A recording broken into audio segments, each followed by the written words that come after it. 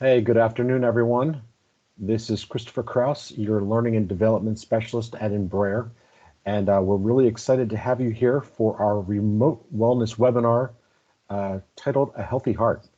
We've got two guest speakers, not just one, but two guest speakers today. I'm going to introduce them in just a second, but first, as always, a little housekeeping.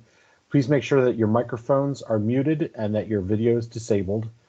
Uh, the session's being recorded for people that are not able to attend live, and that this will be uploaded into Empower later on today. There will be a Q&A time at the end of each presentation, so if you've got some questions we're going through the process, just make a note and then bring it up at the end of the section. We'll have the Q&A then. And as always, we have a post-session survey. At the end of the session, we'll have a QR code to share with you that you could use for your phone. You just put the camera up there and the QR code will be read. You can do the survey. It takes about 2 minutes. If you don't do that one, I'm going to send an email out later on today with the link. So with that, I'd like to introduce our two guest speakers. We've got Joe DeMatteis, our United Healthcare health coach, and our other guest speaker today is Jennifer Dominguez, who is with the American Heart Association of Greater Miami. So it's welcome, both of you. It's great to have you both here. Thank you, Chris. Thank you. Happy to join you all today. Great. And I think, Joe, we're going to have you kick off first. Sure thing. All right. Well, I'm glad we're able to have Jennifer on board. And yes, guys, this is February. This is a American Heart Month. Something that should not be taken lightly. I'm sure you saw things on social media, in the news, statistics. We're going to cover all those today a little bit. As Chris said, I'm Joe DeMatteis, your United Healthcare health coach. This is year 4 now with Embraer. So for those of you that haven't been on a webinar before, welcome. I'm always glad that I'm able to present and give any information that you guys may need. So let's dive right in. I'm going to just disable my video just so I can take a look. All right. Healthy heart. Quick reminder before I dive into the presentation, remember you have until December 31st. It's a new benefits year. Take advantage of doing that Rally Health survey to earn $125. If you have a spouse on the plan, they can also do it as well. Remember, they have to log in separately to myuhc.com, and then it will take them to their Rally page. But both of the funds will be sent to the same joint account. And then as always, visit your doctor throughout the year, get your annual physical or well woman exam, again for $125. So you can earn $250 per individual, $500 per couple. And again, that's money that can be used for prescriptions, co-pays, anything that's medically related.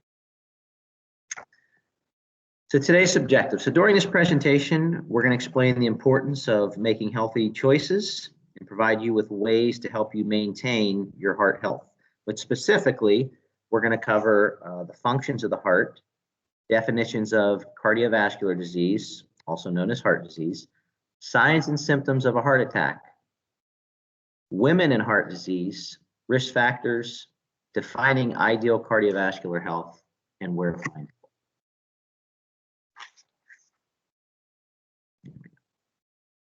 So here's some simple heart disease facts. Every 40 seconds, someone in the US dies of either a stroke, heart attack, or other cardiovascular disease. And in a few slides, we'll be defining what all those mean. Cardiovascular disease is listed as the underlying cause of death, counts for nearly 800,000 deaths in the United States. That's about 1 in every 3 deaths in the US. So think about that. I mean, it's a pretty high number. 80% of all heart disease and stroke could be prevented if people exercise more, ate healthier, and stop using tobacco. And if you've been on past webinars I've done, we've spoken numerous times about nutrition, exercising, and how that we said about 75 to 80% of all illnesses really can possibly be prevented with nutrition and exercise. And heart disease still remains the #1 cause of death in the US for not just men, but women also. That includes coronary heart disease, hypertension, and stroke. So how does the heart work? And if you can see that illustration there, we'll be diving in. So the heart is one of our strongest muscles in the body. I always like to tell people it is the strongest muscle because without the heart, we're not going to progress. We're not going to function. It's about the size of our fist, and it carries blood throughout the body in blood vessels known as arteries and veins. Arteries are what carries blood away from the heart. Veins are what brings it back to the heart. The red lines, as you can look in the illustration, shows where oxygen-rich blood enters from the lungs and goes out to the body. Blue lines, they show the blood enters from the heart, from the body, and goes out to the lungs. That whole process of moving the blood in and out, that's known as our circulatory system, known as circulation. So when blood's pumped out of the heart chambers into the arteries, we have what are called valves that snap shut so that blood doesn't backflow. And if you've ever listened to a stethoscope or, you've heard a video, you hear that thump thump sound, that's what that is. Those are the valves that are snapping shut to prevent blood backflow of blood in the heart. Typical heart rate ranges, I've read anywhere between 60 to 80 beats. Some even say 60 to 100. The average for men is 72 beats a minute. Women just a little bit higher, it's 78. So what is heart disease? Heart and blood vessels make up cardiovascular disease. And like I said earlier, heart disease, cardiovascular disease, they're all synonymous. Heart disease includes conditions that can damage the heart, such as either coronary artery disease, that's a narrowing of the arteries, heart attack, which is where part of the heart, can die, but through rehabilitation, it can function. Congestive heart failure, which is lack of blood flow filling up. Congenital heart disease, which means there's part of the heart has a defect in it. And then a stroke, which is part of the heart actually dies off, becomes necrotic. Some heart attack warning signs. These are very important because, it can happen at any time, anywhere. And a lot of people aren't, they don't realize that, they can just be simple things that you may overlook. Some heart attacks are sudden and intense, hence the movie Heart Attack, where no one doubts what's happening. But most heart attacks act slowly. They have mild pain and discomfort. Often people are affected, aren't sure what's wrong, or they wait too long to get help. These are the signs that can mean a heart attack is happening. So you have chest discomfort. Most heart attacks involve discomfort in the center of the chest that lasts for more than a few minutes, or it can go away and come back and feel like an uncomfortable pressure squeezing, almost like a fist being squeezed, something squeezing inside your chest. There can be discomfort in other areas of your upper body, and those symptoms can include pain or discomfort in either one or both of your arms, your back, your neck, jaw, or even your stomach. You can experience shortness of breath with or without chest discomfort, so you don't necessarily have to have chest pain to have shortness of breath.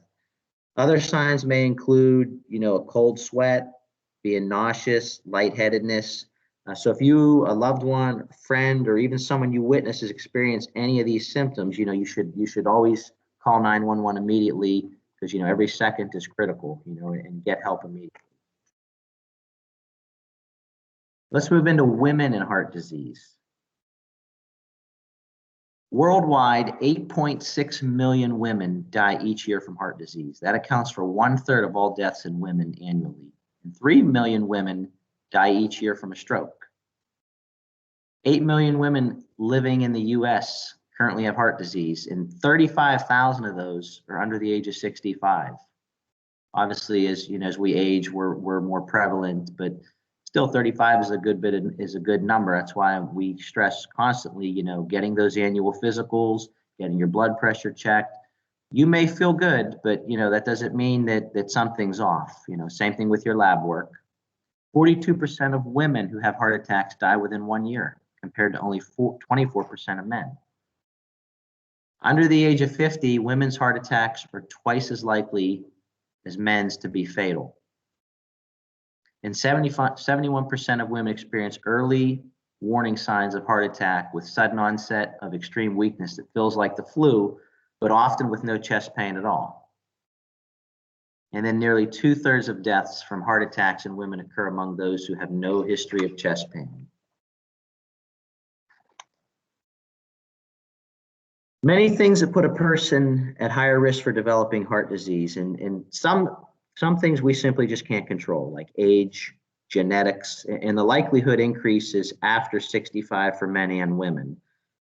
Some are in our control, and we're going to get to more of that later. We talked about exercise and nutrition earlier, but let's look at the list. Besides hereditary, we can control all these risk factors, but in order to control, we must first be aware of our risks. Once you're aware, you can take some action to improve your numbers. Excess levels of cholesterol in your blood can increase risk for heart disease. So what is blood pressure?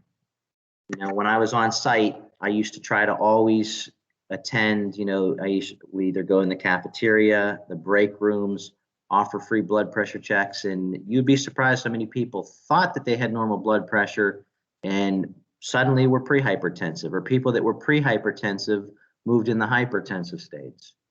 So what is blood pressure? And in a couple of weeks, I'll be doing an actual presentation that'll go more into the specifics of this, but blood pressure simply measures the pressure of blood against the walls of your arteries as your heart beats and rests.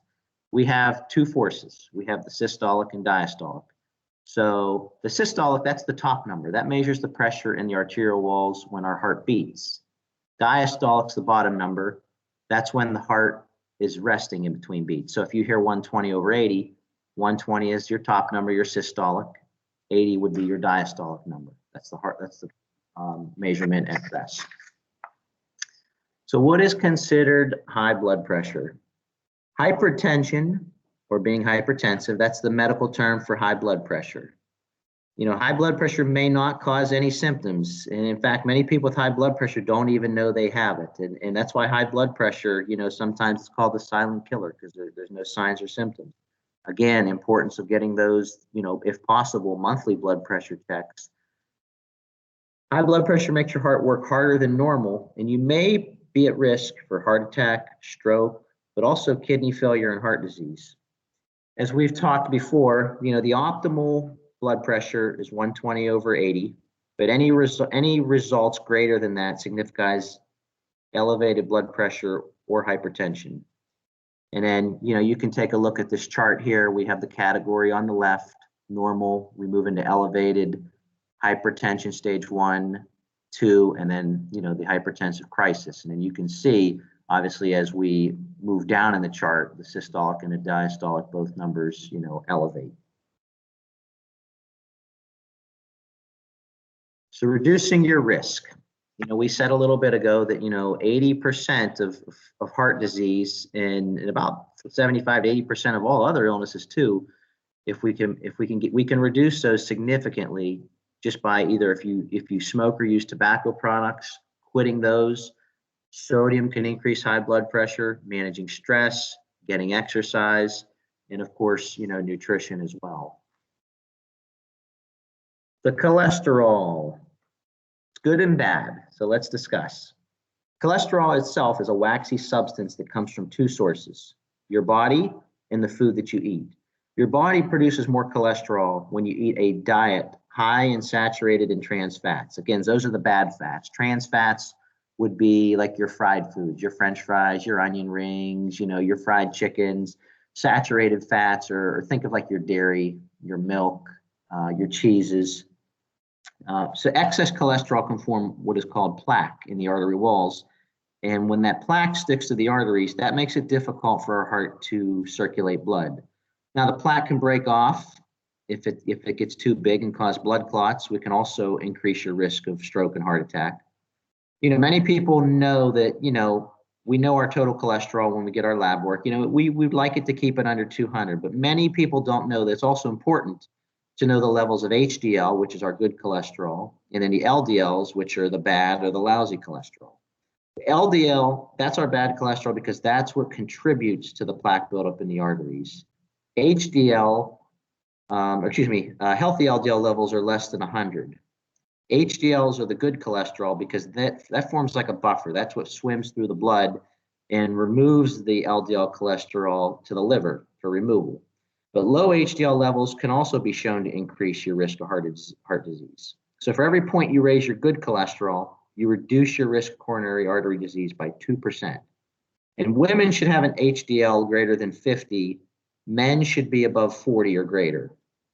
But having healthy levels of HDL, it's going to reduce your risk significantly, your risk of heart attack and stroke. And, by making good, healthy food choices and getting enough exercise, those are the first steps to improving, your cholesterol. Triglycerides is another part of our lipid panel. So triglycerides are a type of fat in the blood that can increase our risk of heart disease. When we eat, our body converts unused calories into triglycerides, which are stored in our fat cells. Triglycerides are used for energy in between meals. So if you regularly eat more calories than you burn, you may be at a greater risk for high triglycerides or hypertriglyceridemia.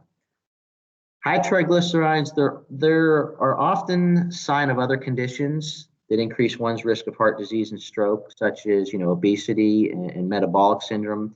Metabolic syndrome, that's basically a cluster of conditions that includes high blood pressure, high blood sugar, high cholesterol.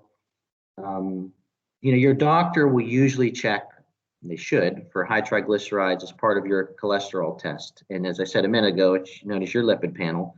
But keep in mind that you want to fast for 9 to 12 hours before the blood's drawn in order to get an accurate triglyceride measure. Blood sugar. This is glucose, commonly known as just sugar. It's a source of energy for our bodies. Foods that contain carbohydrates, such as fruits, pastas, breads, rices, those are common sources of glucose. And when we eat these foods, they get broken down into simple sugars.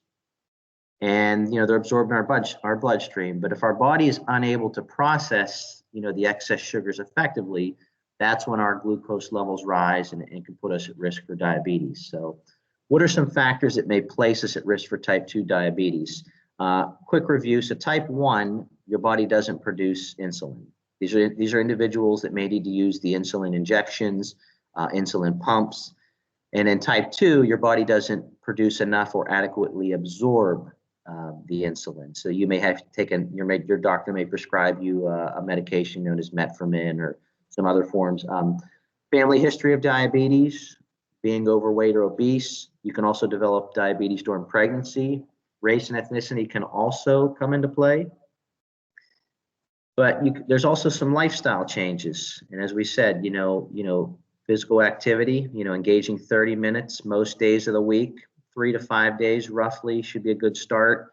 Having a healthy body weight, eating small, frequent, balanced meals, making sure you're getting adequate fruits and vegetables, good sources of protein. You're choosing the healthy fats like nuts, avocados, peanut butters, trying to stay away from the trans or saturated ones that we talked about.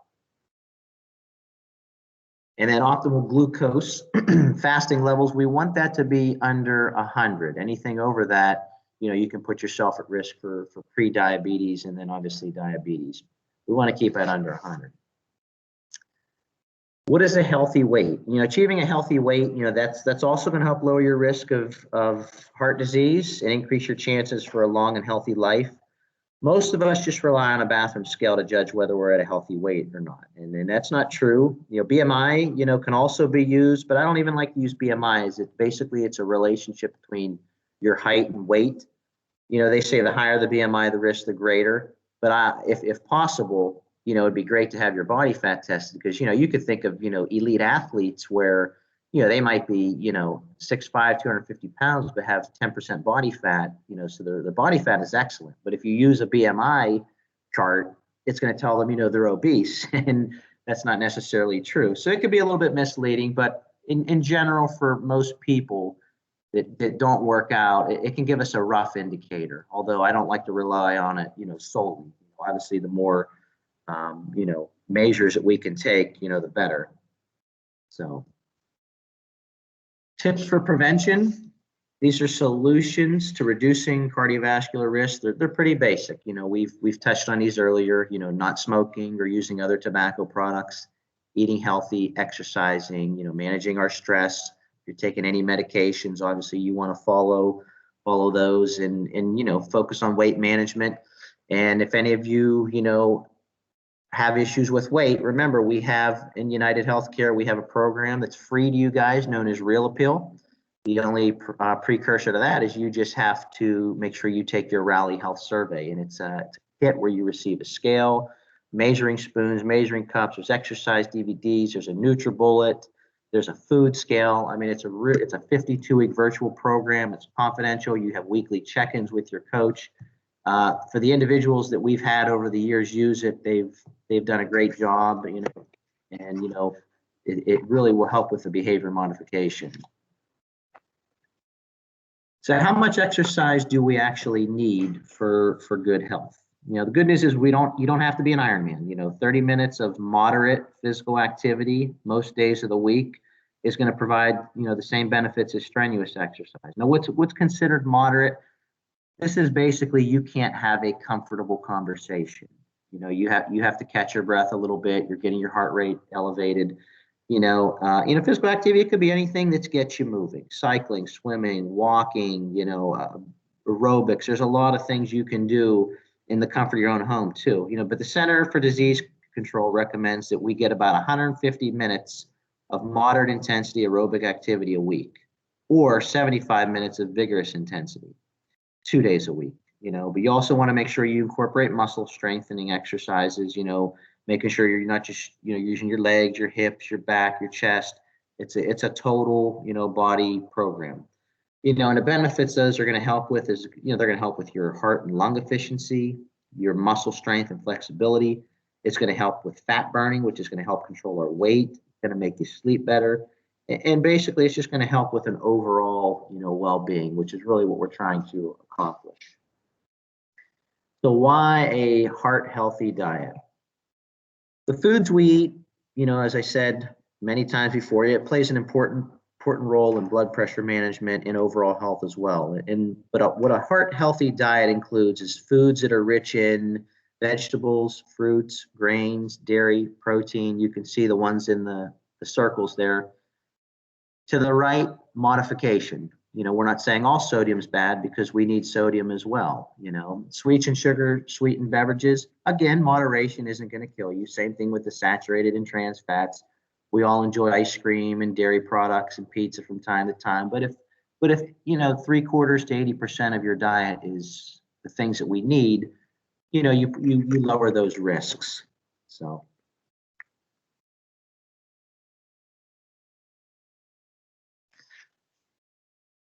Managing stress.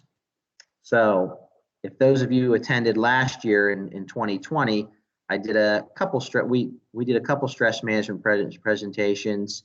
We did a breathing one, we did a stretching one. I believe actually just last month we did the coping with stress and anxiety. So if you've attended those, these are all going to be very similar. Letting it go, not dwelling on things, exercising, being aware of, unhealthy quick fixes, getting out of the house, making time to, put joy in your life. And again, there's always resources too, that you can use. We've promoted the Calm app, the Sanvelo app that UHC promotes. Those are excellent things that can provide, mindfulness and ways that lower, your cortisol levels, which, is the hormone responsible when you're stressed and anxiety and have anxiety. The ideal cardiovascular health. So these we've pretty much, I've gone over many times. I won't dive into all of them. I'll just let you glance at that really quick. Keeping that blood sugar under 100, fasting, keeping a good BMI, not smoking, getting moderate exercise, 150 minutes per week or 75 minutes of vigorous exercise, keeping that blood pressure, around 120/80, although that's not ideal. Your normal may be 130/85. It's everybody's different. So, I always just said, what is normal for you, may not be normal for somebody else, although there are guidelines, Keep in mind, family history and hereditary, that's also going to affect, things as well. Some small changes to help reduce your risk. Your health numbers, that's going to be the most important. That's why it's very key to get those annual visits in, getting routine blood pressure checks if possible. If you through your HSA, and HRA, you can buy blood pressure. Well, not with the HRA, but with the HSA, you can go to Walgreens or CVS and buy a good 7-sensor blood pressure cuff that goes around the arm. The wrist ones aren't too accurate. And you can check places like Publix and certain grocery stores, you can get them checked. If you can do it monthly, great, but making sure you're getting it throughout the year, getting your lab work done, every 6 months if possible. Again, BMI, your waist circumference ratio, because your abdominal region, that's the first place we're going to put body fat on. It's also going to be our last place it comes off. And then blood pressure, cholesterol, triglycerides, and then even blood sugar. And then to keep a healthier heart, again, these we've reiterated throughout, the presentation. Any questions before I pass the ball over to Jennifer? Or if we just want to let her speak and then we can tackle everything at the end.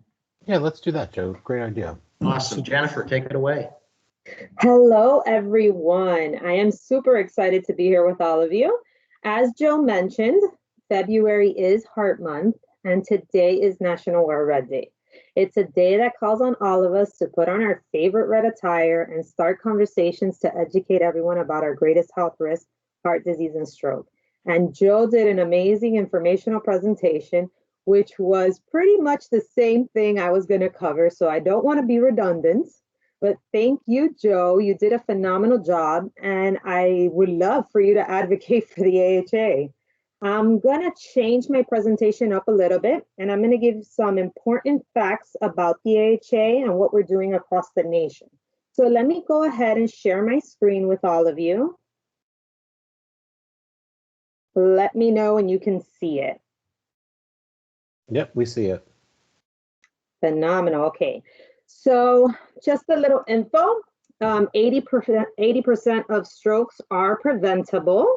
And the first step is knowing your numbers.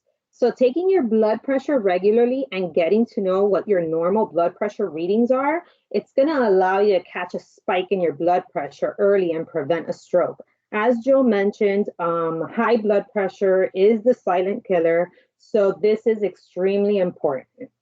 And I'm going to go ahead and share a small overview of the AHA, because if we deep dive into everything the AHA has done over the years, we would be here until, I don't know, probably Monday.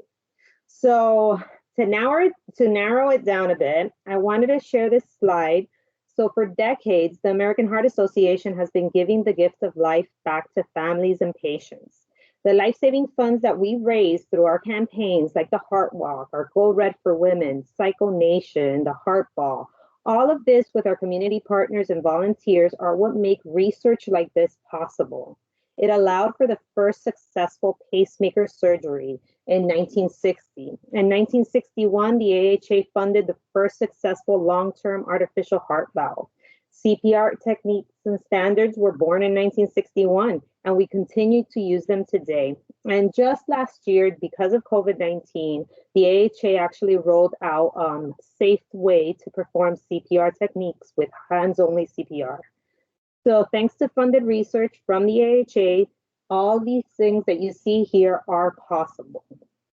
So I'm not sure if you know, but we were able to pass a law a few years back mandating that all babies born have their heart checked. And since then, the percentage of SIDS have gone down drastically. So just last year, we were also able to add on this timeline COVID-19 response efforts. So the American Heart Association's mission is to be a relentless force for a world of longer, healthier lives. And this pandemic has put limitations on many things, but saving lives is not one of them. So our fundraising dollars are still tackling our most important needs. Heart disease is still the #1 killer. Stroke is still the leading cause of disability. And now 40% of patients with COVID have some sort of cardiovascular disease. The AHA has invested $2.5 million in research funds to fast track scientific research to better understand COVID-19 correlation between heart disease and stroke patients. And along with everything that you see on this slide here, we're also addressing social and health disparities by breaking down social and economic barriers to health equity. We are addressing mental illness, food insecurity, and teen vaping. These right here, these three that I mentioned, these are at an all-time high due to COVID-19.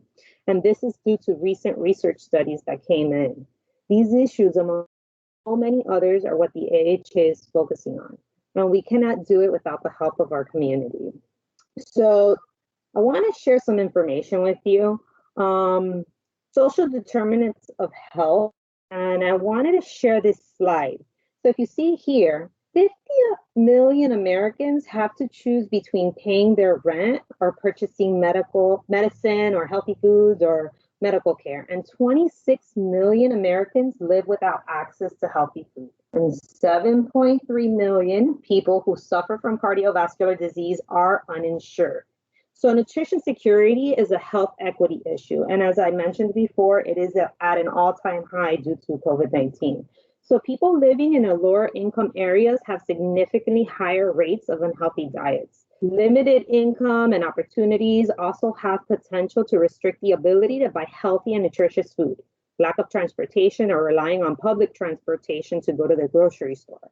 Living in a food desert where no healthy options are available. For many, the only source of food in their neighborhood are either from fast food locations or prepackaged items from convenience stores. So as I said, COVID-19 has amplified these issues for many families who have been laid off or furloughed or rely on school meal vouchers to feed their children.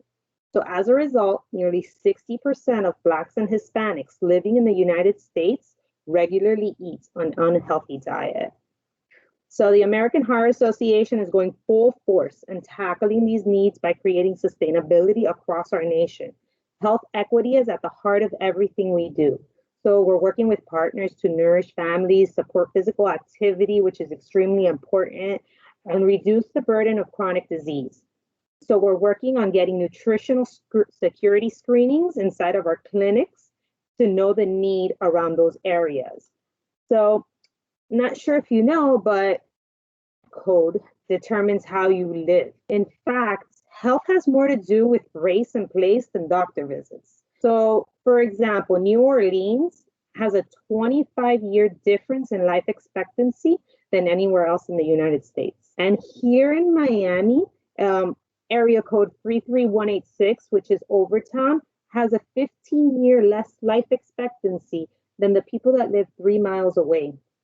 So we are providing refrigeration to underserved communities because it's not about food access, it's about healthy food access. We want to make sure that the first choice is to be the healthy choice. So we're partnering with mobile school pantries to make sure that we're addressing immediate relief as well. And this is something I feel that, not sure if any of you are parents, but it's good information to know. So these statistics actually came in earlier this year. And e-cigarettes, if you can see here, in 1997, 1 in 4 teens smoked. And during that time, the American Heart Association advocated and passed policy changes, and we were able to reduce the usage of tobacco in children, and we got it down in 2018 for 1 in 20 teens smoked during that time. Right now, because of youth vaping and tobacco, we're seeing 1 in 5 teens are vaping now. So e-cigarettes are the most used tobacco product by youth. And I'm talking about kids between middle school and high school age. So 3.6 million kids vape in 2020. Fruit, mint, and menthol are the most used flavors amongst kids. Some kids use black market devices containing other drugs like CBD. But between 2019 and 2020, disposable e-cigarettes use has skyrocketed.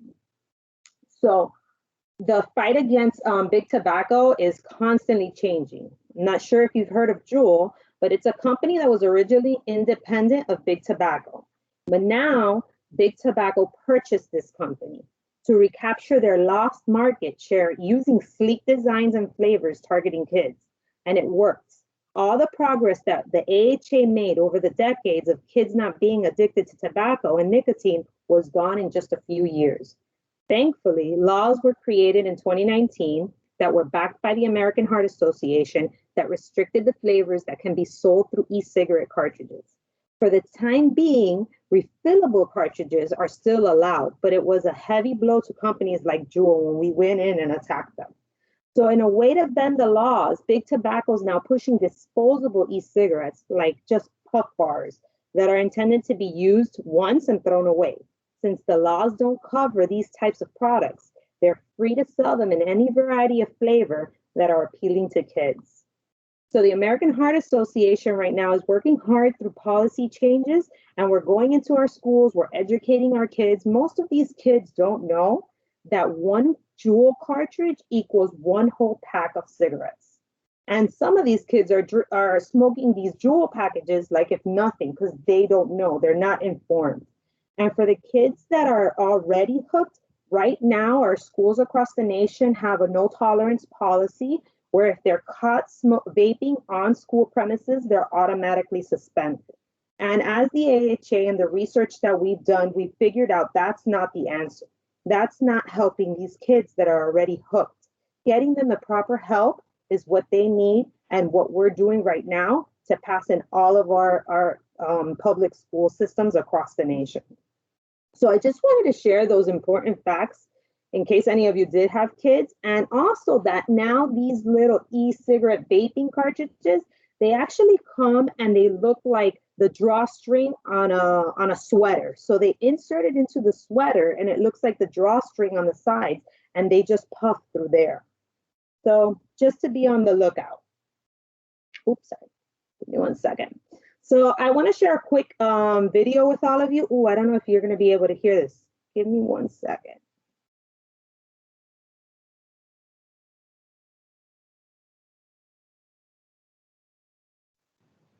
Okay, and I'm going to share a quick 2-minute video with all of you. It was a completely normal morning. We had just recently had our second set of twins, who Jet and Jude were 8 weeks old. And so I ran upstairs and my left side just lost mobility. It was numb. The next thing I remember, I was downstairs on the floor. I remember looking up and seeing Ross and Ivy just looking over the couch at me.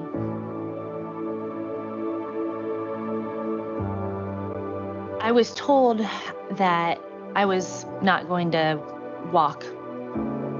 I was in denial that they were telling me I couldn't walk, so I was not going to believe that, because I'm like, I have got to walk again. I'm gonna play with my 4 children. I would see their faces, and that gave me enough motivation to be able to walk again. I knew it was gonna happen. You call me out upon the waters, the great unknown, where feet may fail, and there I find you in the mystery, in oceans deep. My faith will stand. After I had my stroke and my heart surgery, I learned that all of the research and guidelines that saved my life came from the American Heart Association and American Stroke Association. Because of your support and all of the research that the American Stroke Association is doing, there are less people dying from stroke. They aren't through with saving lives, and for that, I am thankful.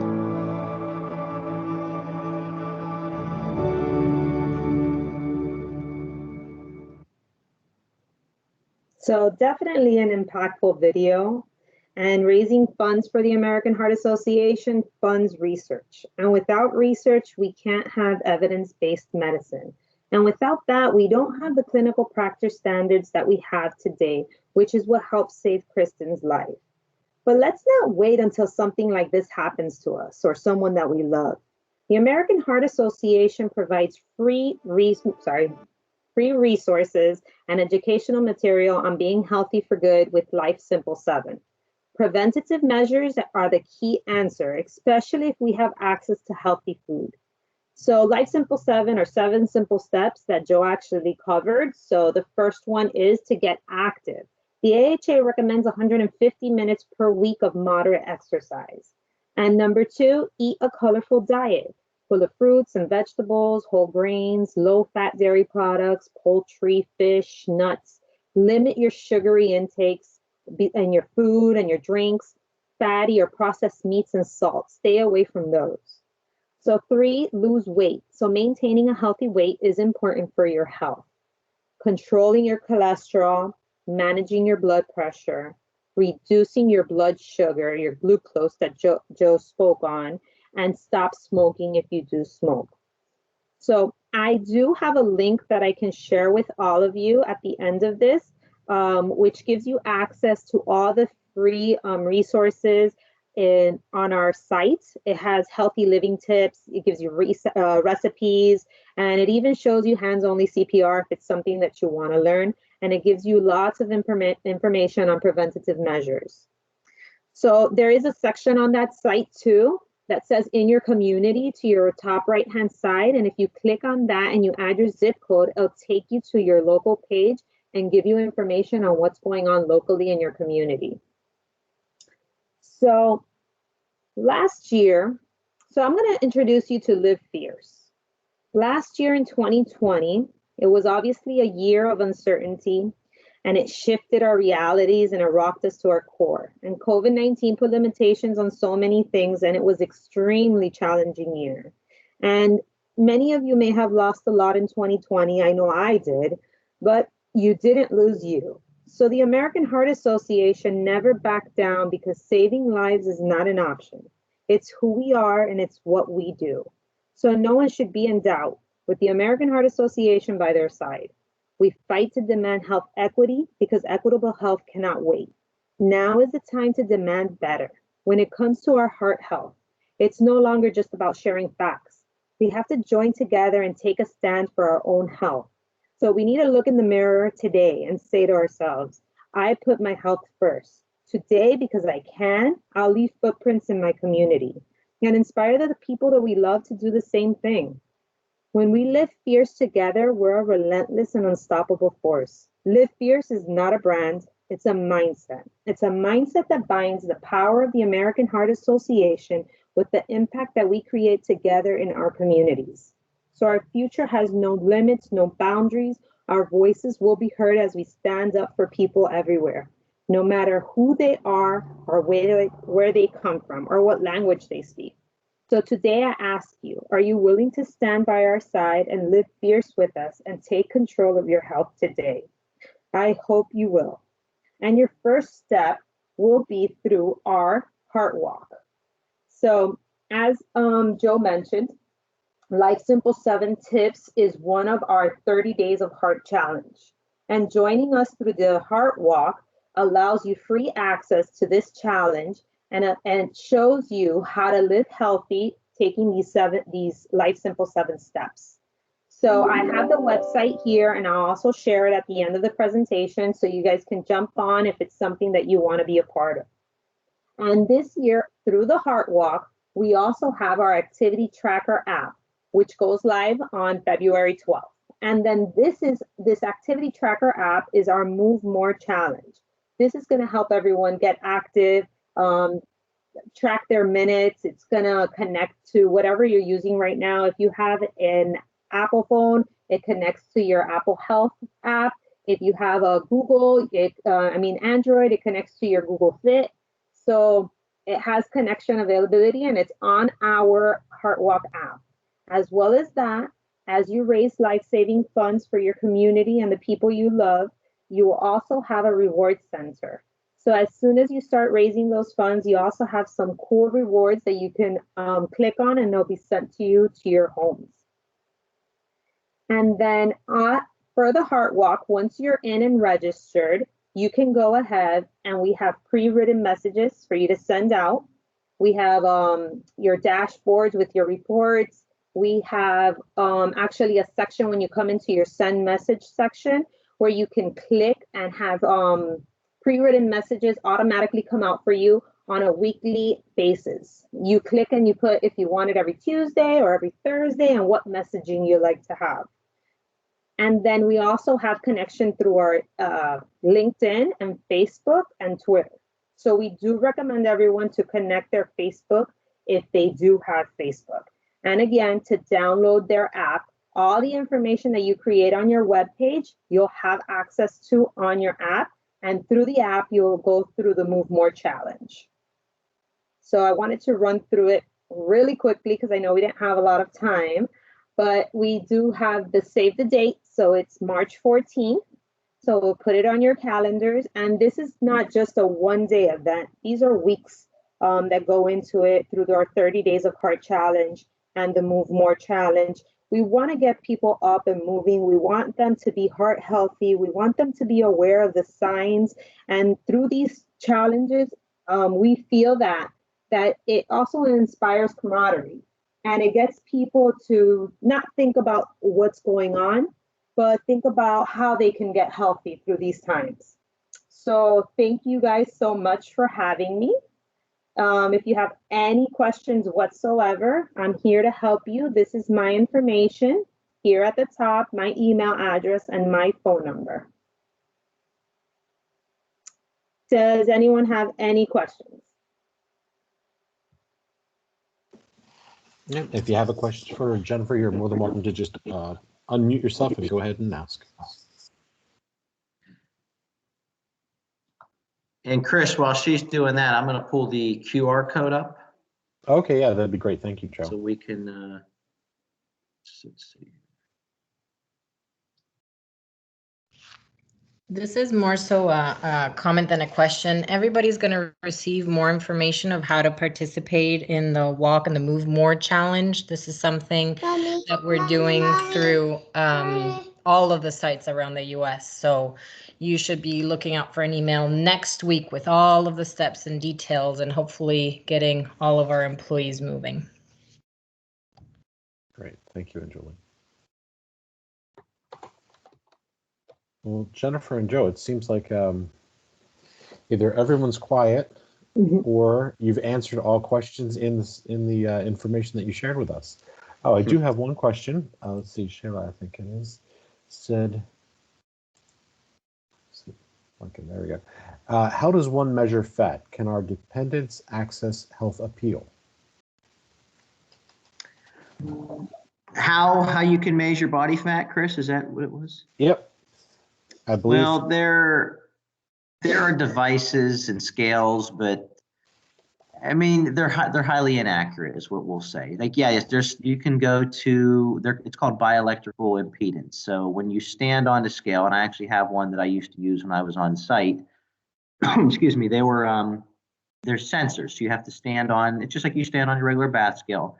There's metal sensors that you stand on. It sends a small electrical current through your body, nothing that's going to shock you or electrocute you or anything like that. And it's able to measure your body composition in terms of, muscle, fat, and water.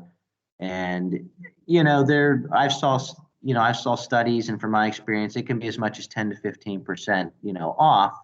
While it may not give you an accurate body fat measure, if you are, exercising, eating well, and trying to lose weight, it will at least you will at least trend in the direction that you want to go. So if you are, improving your body composition, your body fat levels will go down over time. Although it may not give you an accurate reading of what your body fat is, at least it's a way that you can track and know that you're making progress. But, there's ones that are inexpensive, that can be anywhere between $40, $50. And then there's some that can range up into the thousands, but for something that's just simple, they have a handheld one that Omron makes that you can get for maybe $80. It's just a handheld device, just like you're holding a steering wheel, and you just input your height, your gender, and your age, and then it'll measure it that way. Yeah, there are ones that you can do, although they're not the most accurate. But very good.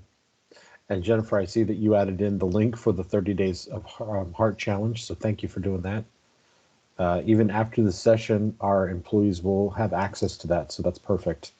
And the link for the free preventative measure. Awesome. So hey guys, this is great stuff. I hope you're using these links. All right. With that, I think that we are good to go. I don't think we have any other questions. So thank you all for being here today. Again, Jennifer and Joe, thank you for being our guest speakers, and have a great weekend, everyone. Thank you. You too. Thank you so much. Have a good one, and hope everyone lives fierce today. Yes. Thank you, everyone. Take care. Bye-bye.